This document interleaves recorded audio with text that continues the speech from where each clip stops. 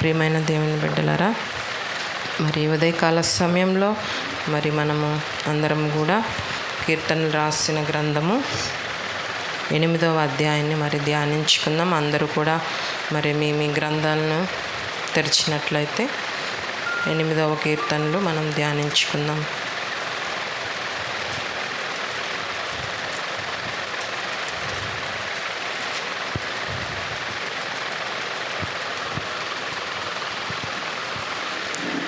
యెహోవా మా ప్రభువా, నీ మహిమను ఆకాశములలో నీ మహిమను కనపరచువాడా, భూమి యందంతటా నీ నామము ఎంత ప్రభావము కలది. శత్రువులను పగ తీర్చుకొని వారిని మాన్పివేయుటకై నీ విరోధులను బట్టి బాలుర యొక్కయు చంటి పిల్లల యొక్కయు స్తుతుల మూలమున నీవు ఒక దుర్గమును స్థాపించి ఉన్నావు. నీ చేతి పని అయిన నీ ఆకాశములను నీవు కలగచేసిన చంద్ర నక్షత్రములను నేను చూడగా, నీవు మనుష్యుని జ్ఞాపకము చేసుకొనుటకు వాడు ఏపాటివాడు? నీవు నరపుత్రుని దర్శించుటకు వాడు ఏపాటివాడు? దేవుని కంటే వానిని కొంచెము తక్కువనిగా చేసి ఉన్నావు. మహిమా ప్రభావములతో వానికి కిరీటము ధరింపచేసి ఉన్నావు. నీ చేతి పనుల మీద వానికి అధికారం ఇచ్చి ఉన్నావు. గొర్రెలన్నిటినీ, ఎడ్లనన్నిటినీ, అడవి మృగములను, ఆకాశ పక్షులను, సముద్ర మత్యములను, సముద్ర మార్గములో సంచరించు వాటినన్నిటినీ వాని పాదముల కింద నీవు ఉంచి ఉన్నావు. యెహోవా మా ప్రభువా, భూమి యందంతటా నీ నామము ఎంత ప్రభావము కలది. ఆమేన్. దేవుడు ఈ వాక్యం ద్వారా మరి మనతో మాట్లాడుతున్నాను. మనం నరులం ప్రియులారా. మరి వాక్యం ద్వారా దేవుడు మనతో మాట్లాడుతూ ఉన్నాడు. మన జీవం ఏ పాటిది? మరి ఆయన చేసిన ఈ భూమి ఆకాశముల ముందు, ఆయన చేసిన సమస్త సృష్టి ముందు మనం ఏ పాటి వాళ్ళం ప్రియులారా? మనం ఒకసారి ఆత్మ పరిశీలన చేసుకున్నాం. మరి దావీదు భక్తుడు ఈ కీర్తనను రాస్తున్నాడు. గిత్తీత్ రాగమున దావీదు కీర్తనలో 8వ అధ్యాయం అనేది రాయబడి ఉన్నది. ఆయన మహిమ ఆకాశ మండలంలో, భూమి మండలంలో ఆయన మహిమ ఏ విధంగా ఉంది ప్రియులారా? ఒకసారి మనం జ్ఞాపకం చేసుకుందాం. మనం ప్రతిరోజు ఉదయాన్నే లేస్తున్నాం. మరి ఇంకొక దినం మనం చూడగలుగుతున్నామంటే ఆయన కృపే. మరి ఈ దినం చూడమని ఎంతోమంది గతించిపోతూ ఉన్నారు. చూస్తూ ఉన్నాం. మనం రోజు మనం వెళ్ళే మార్గంలోనే ఎంతోమంది చనిపోతూ ఉన్నారు. ఎంతోమంది మరి ఈ దినం చూడలేక వెళ్ళిపోతూ ఉన్నారు. అయినప్పటికీ మనం సజీవ లెక్కలో మనం ఉన్నామంటే ఆయన కృపే. ప్రతిరోజు మనం ఉదయాన్నే లేచి వాక్యాన్ని ధ్యానించుకుంటూ మరి ఆయన నామాన్ని బట్టి స్తుతులు చెల్లిస్తూ మనం ఒక్కసారిగా ఉదయాన్నే లేచి అలా సృష్టిని చూసినప్పుడు మనకేమనిపిస్తుంది? ఆకాశంలో పక్షులు, ఆ ఉదయాన్నే ఆ శబ్దాలు, పక్షులు చేసే శబ్దాలు, అలాగే ఆయన ఇంత అందంగా సృష్టించిన దేవుడు ఎంత గొప్పవాడో మనకి అర్థమవుతూ ఉంటుంది. మనం ఆ ఉదయంలో ఆ సూర్యరశ్మి మన మీద పడుతూ ఉన్నప్పుడు మనం ఆ క్లైమేట్ చూసినప్పుడు మనకి ఎలా ఉంటుంది ప్రియులారా?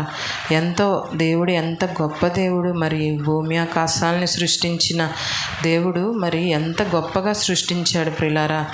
ఆకాశానికి భూమికి మరి కొన్ని మైళ్ళ దూరం అన్నమాట. ఆ కాంతి కిరణాలు ఈ భూమి మీద పడాలంటే కొన్ని మైళ్ళ వేగంతో ఆ వెలుగు రేఖలు అనేవి మన భూమిని తాకాలి. మరి అట్లాంటి సృష్టి సైంటిస్టులు కూడా అంతు చిక్కనటువంటి కొన్ని ఉన్నాయి. మరి ఆ సృష్టిని ఆయన సృష్టించిన దేవుడు ఎంత గొప్ప దేవుడు. అదేవిధంగా ఆయన ఔన్నత్యం, ఆయన మనల్ని చేసిన విధానాన్ని బట్టి మనం దేవునికి ఎంతగానో కృతజ్ఞతాస్తుతులు చెల్లించుకోవాలి. అదేవిధంగా దేవుడు సజీవుల సంఖ్యలో ఇంకను మనల్ని ఉంచాడు అంటే ఎందుకో మరి ఆయన ప్రణాళికలు మనందరం కూడా జ్ఞాపకం చేసుకోవాలి. ప్రతి ఒక్కరు కూడా ఆయన చేసిన మేలులను బట్టి సాక్ష్య జీవితాన్ని కలిగి ఉండాలి. మరి నా మట్టుకైతే నేను ఒక సాక్ష్యాన్ని మీతో పంచుకోవాలనుకుంటున్నాను ప్రియులారా.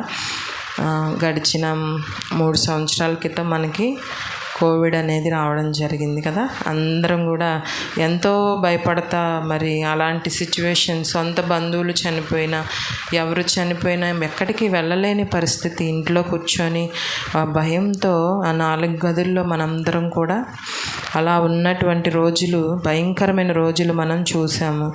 అలాంటి సందర్భంలో మరి నేను గవర్నమెంట్ హాస్పిటల్లో పనిచేస్తూ ఉన్న రోజులు అవి. మరి నా కళ్ళ ముందే ఎంతోమంది మరణిస్తూ ఉండేవాళ్ళు ప్రియులారా.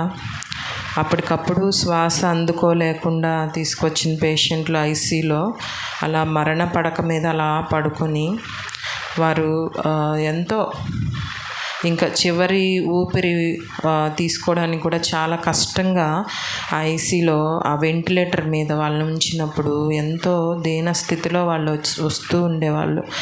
నేను వర్క్ చేస్తూ ఉండేదాన్ని.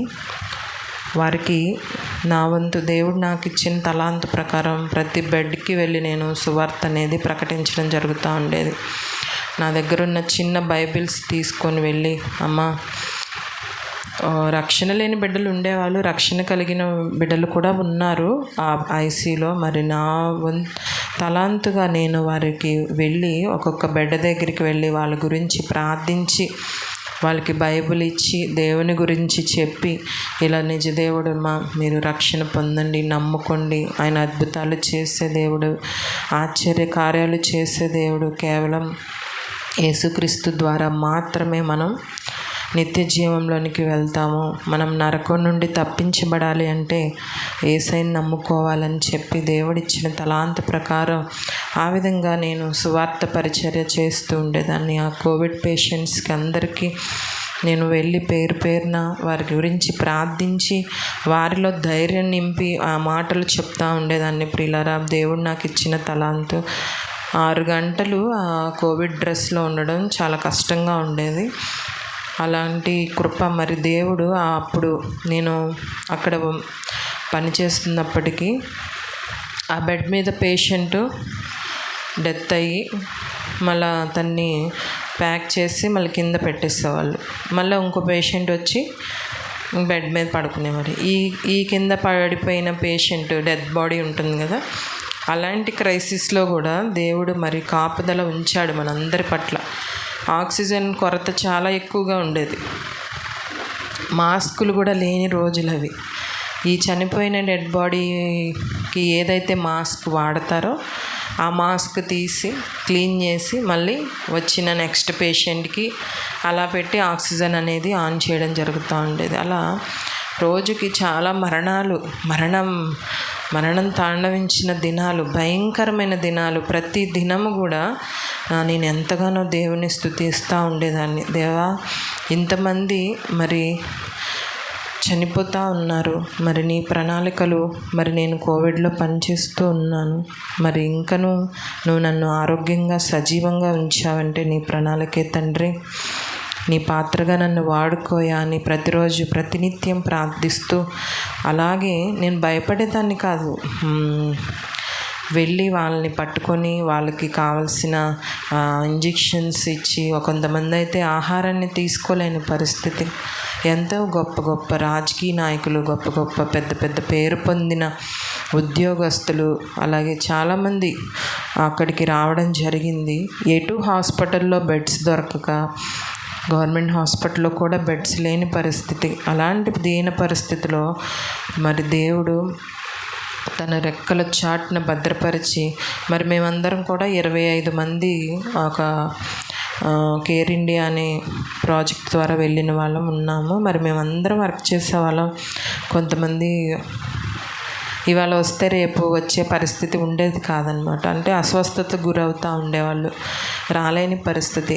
కానీ ఏ రోజు కూడా మరి దేవుడు నాకు జలుబు కానీ దగ్గు కానీ ఇలాంటి ఏదీ లేదు. నేను మళ్ళీ తిరిగి ఇంటికి వచ్చి నా పని నేను చేసుకొని యథావిధిగా మళ్ళీ ఉదయం డ్యూటీకి వెళ్ళి మళ్ళీ వాళ్ళకి సువార్త పరిచర్య చేసి మళ్ళీ ఇంటికి వచ్చి స్నానం చేసి మళ్ళీ బిడ్డలతో కలిసి మరి ఆహారం వండుకొని మళ్ళీ ఒక దినాన్ని దేవుడు అలా నాకు ఇస్తూ ఉండేవాడు. నా జీవితంలో దేవుడు చేసిన కార్యాన్ని మీ అందరికీ నేను సాక్షి రూపంలో పంచుకోవాలని. ఆయన అద్భుతమైన దేవుడు, ఆశ్చర్య కార్యాలు జరిగించే దేవుడు. ప్రియులారా, మరి మీ అందరు కూడా మీ జీవితాల్లో ప్రతి ఒక్కరు కూడా సాక్ష్య జీవితాన్ని కలిగి ఉన్నారా ప్రశ్నించుకోండి. మరి కోడశ్రాంకుల గురించి చెప్పాలంటే మరి ఎంతో ఇంకా మరణపాయ స్థితి, ఇంకా ఆయన మనం చూడలేమో అన్న పరిస్థితిలో దేవుడు మరి ఆయన్ని లేవనెత్తుకున్నాడు, ఆయన్ని పిలుచుకున్నాడు. మరి ఎంతో భయంకరమైన దెబ్బలు, మేము వెళ్ళి అలా హాస్పిటల్లో చూసి చాలా బాధపడ్డాం. అంకుల్ గారు ఎంత ఇలా చక్కగా పనిచేసుకునేవాళ్ళు, చాలా నరకం అనుభవించాడు ఆ బిడ్డ. 2 చేతులు 2 కాళ్ళకి మొత్తము కట్లు వేసేసి ఎటు కదలలేని పరిస్థితి, పక్కకి కదలాలన్నా నొప్పి నొప్పి అని బాధపడుతూ ఉండేవాళ్ళు. డాక్టర్స్తో మాట్లాడినప్పుడు మరి ఈయనకి 1 కాదు 3 సర్జరీలు పడతాయి, బోన్స్ మొత్తము బాగా బలంగా దెబ్బతిన్నాయి, ఇంకా దేవుని కృప ఉంది కాబట్టి ఆయన సజీవంగా ఉన్నాడు అని చెప్పి డాక్టర్లు చెప్పిన విషయం. అలాగే ఇలా బ్లడ్ ఎక్కించాలి, మరి ఆయనకి ఇలా ఆపరేషన్ అవుతుంది అని చెప్పి మరి వైద్యులు చెప్పినప్పుడు అక్కడ సిబ్బందితో మాట్లాడి మరి అవన్నీ కూడా దేవుడు అవసరాలన్నీ తీర్చే దేవుడు మనకుండగా మనం దేన్ని బట్టి చింతిస్తాం ప్రియులారా. మరి అలాగా ఆ బిడ్డను దేవుడు నిలుపుకున్నాడు. మనందరం కూడా ఈరోజు ఆ బిడ్డను అలా సజీవంగా చూడగలుగుతున్నామంటే కేవలం దేవుని కృప మాత్రమే. అది ప్రతి ఒక్కరు కూడా గ్రహించుకోవాలి. అలాగే అది మా అమ్మగారు మరి వృద్ధాప్యంలో ఉన్నారు, మరి అయినప్పటికీ ఇంకనూ సజీవులుగా ఉన్నారంటే ఆయన కృపే ప్రియులారా. ప్రతి ఒక్కరు కూడా అది గమనించుకోండి. ఆయన చిత్తాన్ని మనం నెరవేర్చేవారుగా ఉన్నామా లేదా, మనం ఎందుకని ఆయన మనల్ని తన పోలిక రూపంలో సృష్టించుకున్నాడు, ఈ భూమి మీదకి మనల్ని ఎందుకని ఆయన మనల్ని నియమించుకున్నాడో ప్రతి ఒక్కరు కూడా మన జ్ఞాపకం చేసుకోవాలి. కీర్తనలు 139 4వ అధ్యాయం ఒకసారి మనం ధ్యానించుకున్నట్లయితే,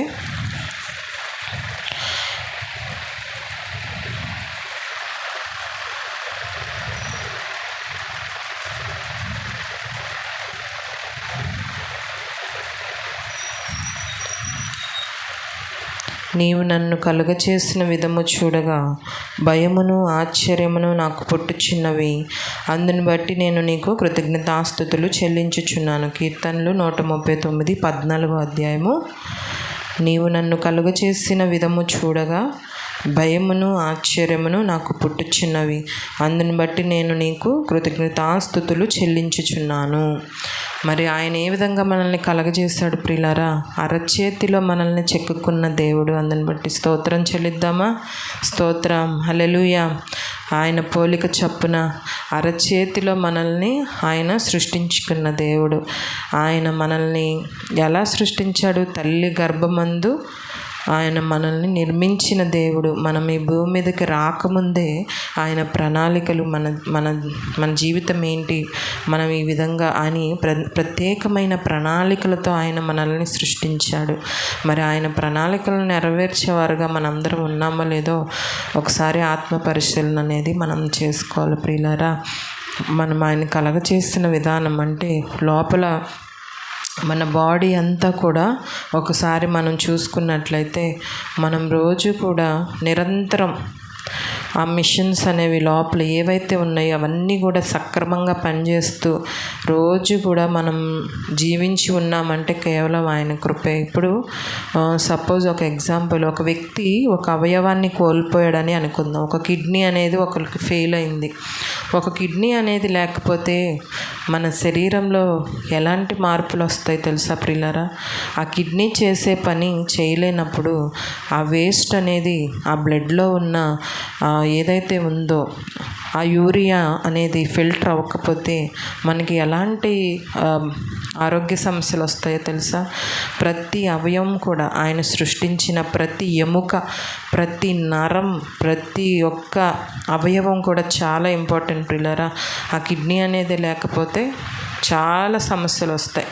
మన ఒంట్లో పాయిజన్గా తయారైపోతూ ఉంటుంది. బ్లడ్ అనేది ప్యూరిఫై అవ్వకపోతే, ఫిల్టర్ అవ్వకపోతే మనకి అదే బ్లడ్ డిఆక్సిజనేటెడ్ బ్లడ్ అనేది మన బాడీలోకి వెళ్ళి విషంగా మారే అవకాశం ఉంది. అందుకని మనకి ప్రతి అవయవం కూడా చాలా చాలా అవసరం ప్రియులరా. మరి అలాంటి సృష్టిలో దేవుడు మనల్ని ఎన్నుకున్నాడు. మనల్ని ప్రత్యేకమైన వారిగా అరచేతిలో ఆయన మనల్ని చెక్కుకొని ఆ విధంగా ఆయన మనల్ని సృష్టించాడు. ఒకసారి గమనిద్దాము. ఇంతవరకు మనకి ఏ అనారోగ్య సమస్య లేకుండా మరి మనం ఉన్నామంటే ఆయన కృపే ప్రియులారా. ఏది కూడా పని చేయకపోతే మనము రోజువారీ పనులకు మనం వెళ్ళగలమా? ఏ ఒక్క చిన్న అస్వస్థత వచ్చినా మన పనులు చేసుకోగలమా? ఒకసారి గమనించండి. మరి దేవుడు మనం రోజు ఒక కిడ్నీ అనేది ఫెయిల్ అయింది. మరి ఆ కిడ్నీని మనం పెట్టాలంటే ఎంత ఖర్చుతో కూడిందో ఒకసారి ఆలోచించండి. ఎన్ని కోట్లు వెచ్చించి మరి సంపాదించిన డబ్బులు ఉన్నారు, కోటీశ్వరులు పెట్టుకునే వాళ్ళు ఉన్నారు. మరి అలాంటి అంత ఖర్చుతో కూడిన ఆ అవయవాన్ని మన శరీరంలో పెట్టుకొని మరి దానివల్ల వచ్చే కాంప్లికేషన్స్ చాలా ఉన్నాయి ప్రియులారా. గమనించండి. మరి ఇప్పటి వరకు మనం ఏ అనారోగ్యం లేకుండా ఇంతవరకును సజీవులుగా ఉన్నామంటే ఆయన కృపే ప్రియులారా.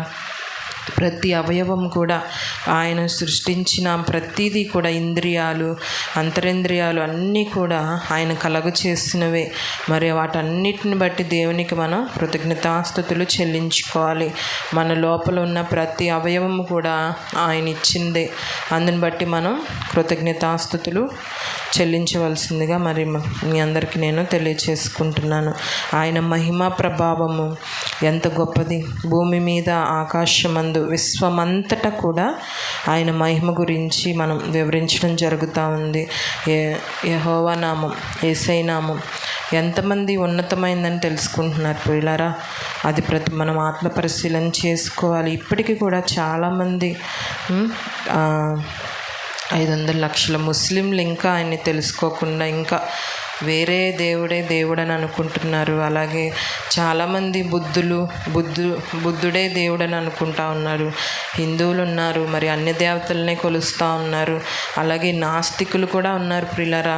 నాస్తికులు కూడా అసలు దేవుడే లేడండి, దేవుడే లేకుండా మరి మనం ఎలా సృష్టించబడ్డాము? అది వాళ్ళని ఏమంటామంటే ఎత్తుమతం అంటాం. దేవుడే లేననే వాళ్ళని ఏమంటాం? ఏ మతం? ఎత్తుమతం అని అంటాం. మరి అలాంటి వాళ్ళు ఇంకా ఉన్నారనమాట ఈ ప్రపంచంలో. మరి అందరూ కూడా దేవుని మహిమను, శక్తిని మరి వారు తెలుసుకునేలాగా మనందరం వారి నిమిత్తం కూడా ప్రార్థిద్దాము. మరి అన్ని నామముల కన్నా పైనామము, ఆ ఉన్నతమైన నామము మరి యేసయ్య నామం అని ప్రతి ఒక్కరు కూడా తెలుసుకునేలాగా మనం ప్రార్థిద్దాం. భూమి అందంతటా ఆయన మహిమ విస్తరించి ఉంది. ఆయన మహిమ ఉంది కాబట్టే ఈ రీతిగా మనం ఇక్కడ కూర్చున్నాము.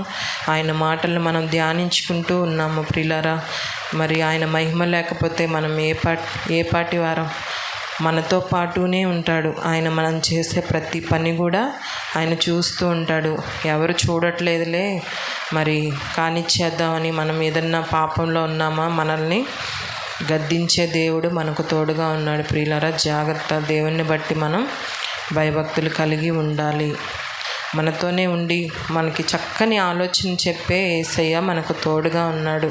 మరి ఆయనతో మనం నిత్యము ఆయన పక్కనే ఉన్నాడు కాబట్టి ఆయన్ని నిత్యం మనం ఆరాధిస్తూ ఆయన ఇచ్చే మాటలు, ఆయన ఇచ్చే మార్గంలో మనందరం కూడా నడుద్దాం.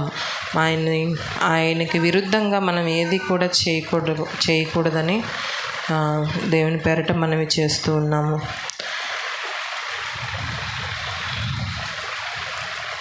నీ చేతి పని నీ ఆకాశములను నీవు కలగచేసిన చంద్ర నక్షత్రములను నేను చూడగా నీవు మనిషిని జ్ఞాపకము చేసుకొనుట వాడు ఏ పాటివాడు?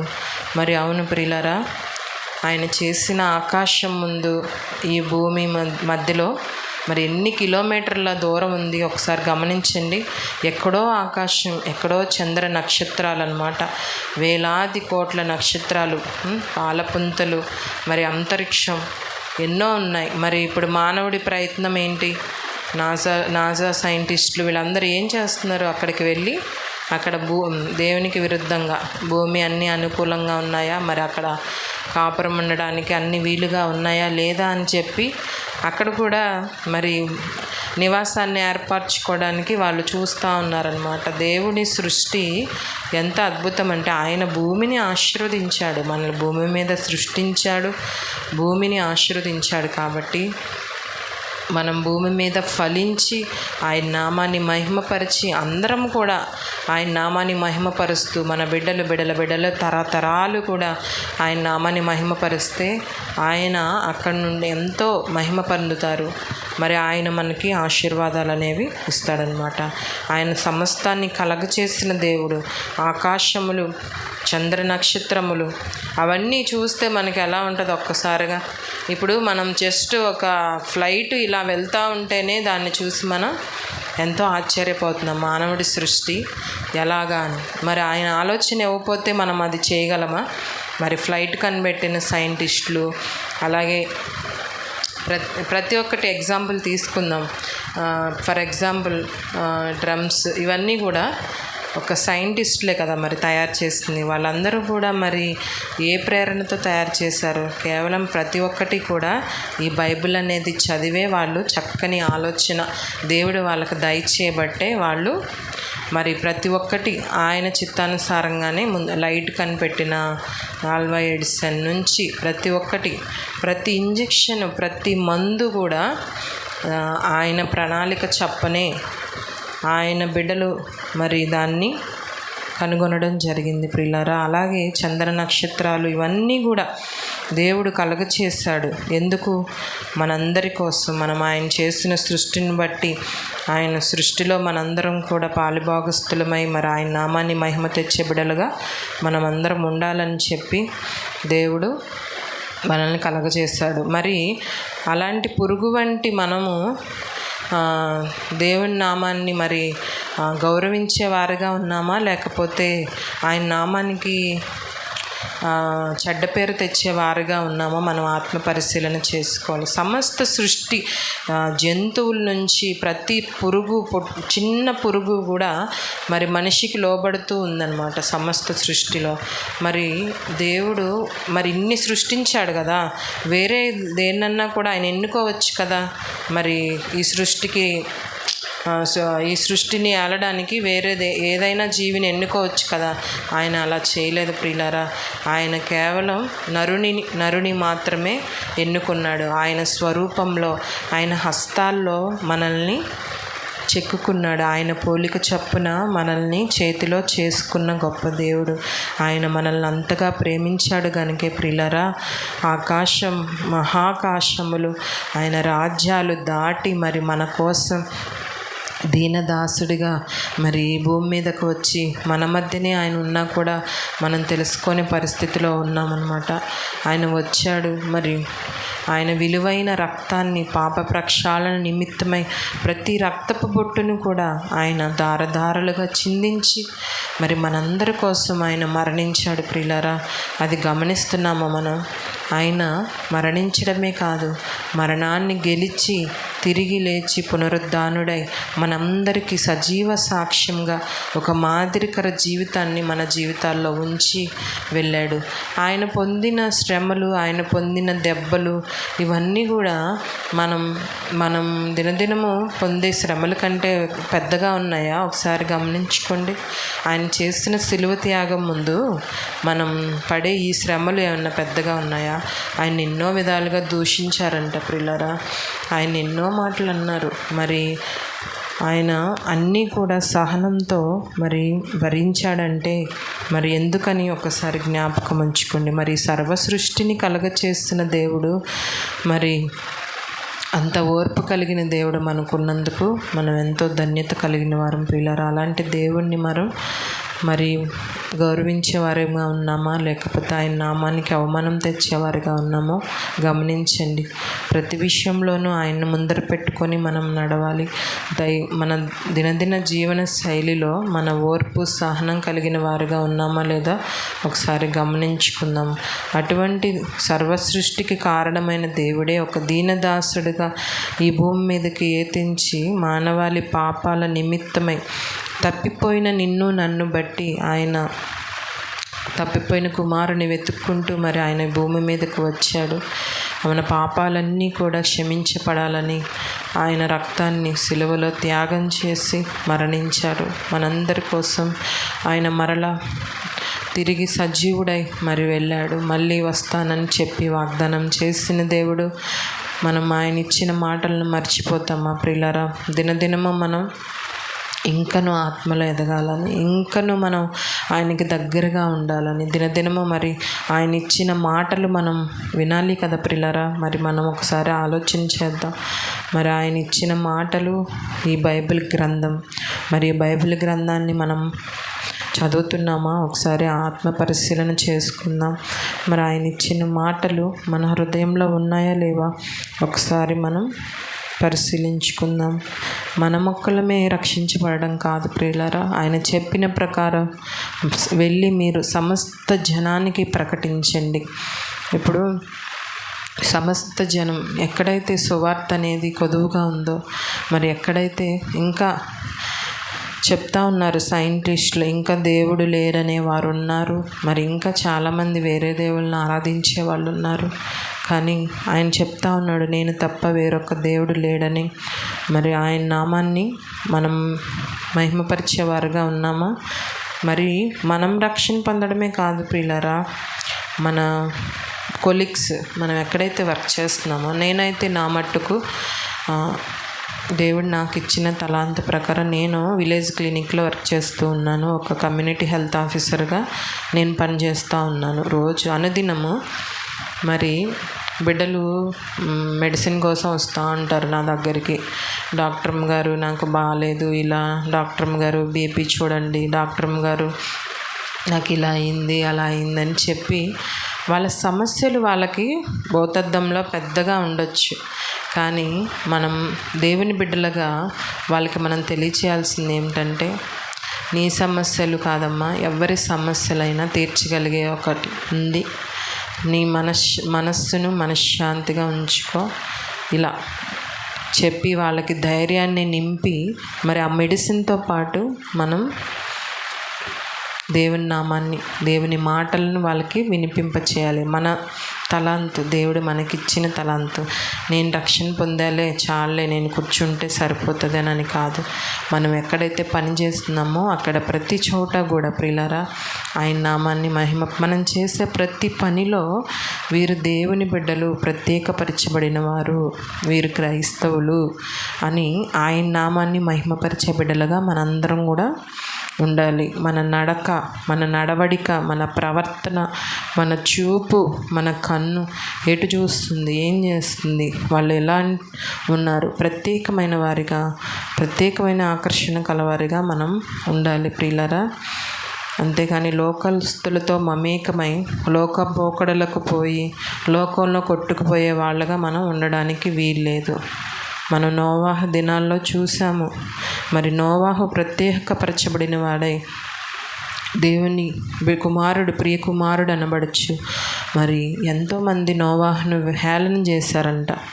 ఏంటివి పిచ్చోడు, ఈ నోవా ఓడగడుతున్నాడు ఏంటి అని చెప్పి ఎంతోమంది నోవాని హేళన చేస్తూనే ఉన్నారు. చివరి దినం వరకు కూడా నోవా చెప్తానే ఉన్నాడు, ఆయన రాజ్యం సమీపంగా ఉంది, దేవుడు మరి ఉగ్రత రాబోతూ ఉంది, రక్షణ కలిగి జీవించండి, మారు మనస్సు కలిగి జీవించండి, అతి సమీపంగా దేవుడు ఉన్నాడు, మీ చెడు నడవడిక విడవండి, మీరు చేసే చెడ్డ పనులు మానండి అని చెప్పి నోవాహు ప్రకటిస్తూనే ఉన్నాడు పిల్లరా. అలాంటి దినాలు ఇప్పుడు కూడా జరుగుతూనే ఉన్నాయి లోకంలో. ఎక్కడ చూసినా చూసాం కదా, ఫోనులు ఎక్కడ చూసినా నెట్ అంటేనే వలయం. ఆ వలయంలో మనందరం కూడా బందీలు అయిపోయాం, బయటికి రాలేని పరిస్థితి. మరి చూస్తూ ఉన్నాం, రీల్స్ చూస్తూ ఉన్నారు, ఇంకా అనేక గేమ్స్ ఆడుతూ ఉన్నారు అందులో. మరి చిన్నపిల్లల నుంచి పెద్దల వరకు కూడా ఫోన్ ప్రభావం అనేది ఎంతగానో ఎడిక్ట్ అయిపోయింది. నెట్ అంటే వల, సాతాను గడి వేసే వలనమాట అది.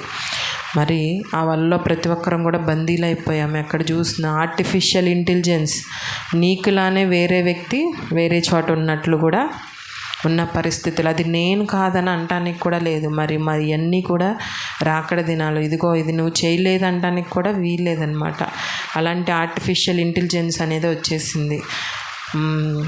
మనల్ని మనం ప్రూవ్ చేసుకునేది కూడా కాదనమాట. ఈ లోకంలో ఏది కూడా మంచిగా లేదు ప్రియులారా. అప్పుడు నోవాహు దినంలో జరిగినట్లే ఇప్పుడు కూడా రోజులు అలాగే ఉన్నాయి. భయంకరమైన విచ్చలవిడితనంతో ప్రజలు జీవిస్తూ ఉన్నారు. దేవుని రాకడ సూచనలు ప్రతి చోట నెరవేరుతూ ఉన్నాయి ప్రియులారా. ప్రతి ఒక్కరు కూడా మనల్ని మనం సరి చేసుకొని ఆయన ఇచ్చిన మాటలు మనం ధ్యానించుకుంటూ ప్రతిరోజు ఒకటే ప్రార్థించుకోవాలి. మనం ఇంటి దగ్గర బయలుదేరినప్పుడు ఈ లోకంలో పోకడలు, ప్రభువా నేను బందీనైపోకుండా ప్రభువా నన్ను పట్టుకోండి నీ హస్తాలతో, ప్రభువా అయ్యా నాకు కాపుదల దయచేయండి అయ్యా. నేను ఈరోజు బయటికి వెళ్తున్నాను, నాకు కాపుదల దయచేయండి ప్రభువా. ఏ దుష్టుడి వలలో నేను పడిపోకుండా నాకు చక్కగా నన్ను కాచి కాపాడయ్యా అని చెప్పి యవనస్తులు ప్రియ చెల్లెమ్మ జ్ఞాపకం చేసుకోవాలి. మనం దేవుణ్ణి ఆనుకున్నప్పుడు ఏ కీడు కూడా, సమస్తమైన కీడు తొలగిపోతుందంట. వాక్యం చదివిస్తూ ఉంది. దేవుని బిడ్డల వైపు ఏ దుష్టుడు కూడా రాలేడనమాట. అలాంటి దేవుడు అంత కావలిగా ఉన్నప్పుడు మనం ఇంకెందుకు భయపడ్డాం? ఎలా పోషించబడాలి, అయ్యో ఎలా ఈ సమస్య ఎలా, అయ్యో నేను ఇది చేయాలి అది చేయాలి, ఇలాగే ఈ కుటుంబ సమస్యలు, ఆర్థికపరమైన సమస్యలు, అయ్యో నా శారీరకమైన శ్రమ అనుకుని మనం ఏది కూడా చింతించకూడదు. అసలు సమస్తమైన భారం ఏదైతే ఉందో అది ఆయన మీద మనం వేసేయాలి. సమస్త భారం మోస్తున్న జనులారా నా యొద్దకు రండి, నేను మీకు విశ్రాంతి కలగ చేస్తానని చెప్పి దేవుడు వాక్యం ద్వారా, లేఖనాల ద్వారా మనతో మాట్లాడుతున్నాడు. ప్రియులారా గమనించుకుందాం. అయ్యో నాకు ఇది లేదే అది లేదే, ఇదేది కూడా శాశ్వతం కాదు. ఈ లోకం గురించి అసలు మనం ఆలోచించడం కాదు. దేవునితో మనం సత్సంబంధం కలిగి ఉన్నామా లేదా, అది ఉంటే చాలు. సమస్తం కూడా మన కాళ్ళ దగ్గరికి దేవుడు తీసుకొస్తాడు, అనుగ్రహించబడతాయి. నా జీవితంలో జరిగిన సాక్ష్యం మీ అందరికీ తెలుసు. ప్రతిసారి కూడా దేవుడిని ఆయన చేసిన మేలను నేను గుర్తు చేసుకుంటూ ఉన్నాను. అందరూ కూడా మా నాన్నగారు ఒక గవర్నమెంట్ ఎంప్లాయీ, బిఎస్ఎన్ఎల్లో జాబ్ చేశారు టెలిఫోన్ మెకానిక్గా. ఈ ప్రాంతానికి రావడానికి నేను గవర్నమెంట్ హాస్పిటల్లో వర్క్ చేస్తూ ఉన్నాను. నాకు చిన్నప్పటి నుంచి ఒక తలంపు ఉండేది ప్రియులారా, అయ్యా నేను ఒక మంచి డాక్టర్గా నేను ఎదగాలి, ఒక హెల్త్ పరంగానే నేను ప్రజలకి వైద్యం అనేది అందించాలి. అందరూ ఏదో చెప్తా ఉంటారు పేదలకు చేయాలి అని, కానీ ఎవరు కూడా ఆచరించే క్రమంలో లేరు ప్రియులారా. కానీ చిన్నప్పటి నుంచి నా మదిలో ఒక ఆలోచన ఉండేదన్నమాట. మా హెడ్ మాస్టర్ గారు కూడా, అమ్మ నీకు తను ఏమవుతావు అని అడిగినప్పుడు నేను చిన్నప్పుడు సార్ నేను పేదలకు వైద్యం అందించాలని నా ఆలోచన సార్ అని నేను ఆ చిన్ననాటి నుండే నేను అలా నా మనసులో అనుకుంటా చెప్తా ఉండేదాన్ని. దేవుడు ఇది నెరవేరుస్తాడా? నా జీవితంలో అలా ఆటుపోట్లు అలా ఎదురైనప్పటికీ కూడా దేవుడు